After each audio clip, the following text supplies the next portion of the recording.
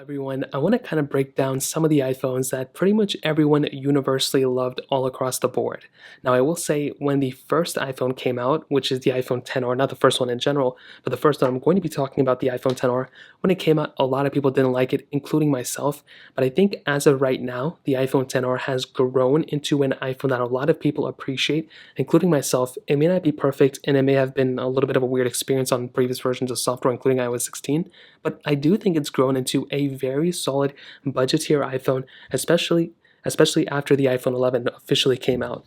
Now, starting off with the outside, there's really not a crazy hole else that this device, is kind of going with that the other iPhones haven't already improved on, but we had a full-on glass back with a single camera setup.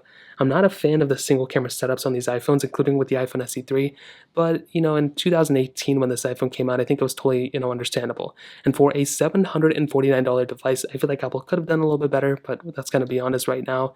On the front, we had a 6.1-inch IPS panel, and this was another area where a lot of people were kind of up in arms, including myself. I feel like Apple could have done a little bit of a better job. So why is this an iPhone that everyone's now kind of loved? Well, what Apple ended up doing was with the iPhone 11, they ended up fixing a lot of the issues, and this phone started kind of growing into a device in which it was supposed to be when it first came out. And $749 was way too expensive. Then I got a price cut down to, I believe, $599, and then it was at $499 for a year. And at $499, I think back in 2020 or 2021, that was a very good deal for this type of device. You were getting an iPhone with a very big battery size, the notch, which was still the same before, the Apple A12 Fusion chip, as well as 3 gigabytes of RAM. This was a phone that was very, very fast and was giving us a really good experience. So it's very interesting because everyone hated this iPhone at first, but then it ended up becoming probably one of my favorite iPhones and a lot of other people's, favorite iPhone as well.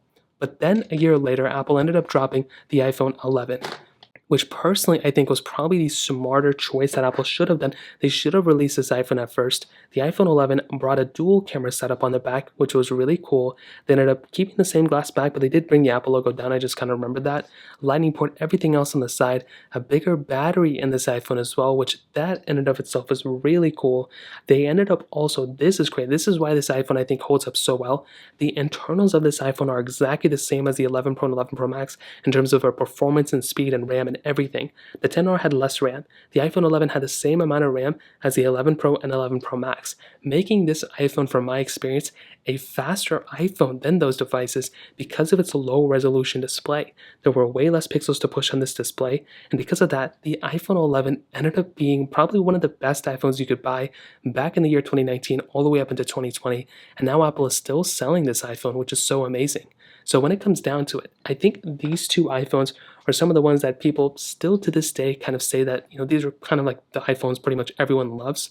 I will say there's a lot of conflicting stuff. People don't really like these iPhones too at first, but I think they've grown into probably being one of the better iPhones you can purchase. I will say the 11 is probably the better one between these two, but I think the 10R had a big impact whether people want to believe it or not. So that kind of covers it up. If you have any other thoughts or questions, please let me know in the comment section below. Hit the like button, that would mean so much, but definitely hit that subscribe button. More importantly than everything else, I love every single one of you guys. Hopefully I'll catch you guys in the next video. Peace out till then.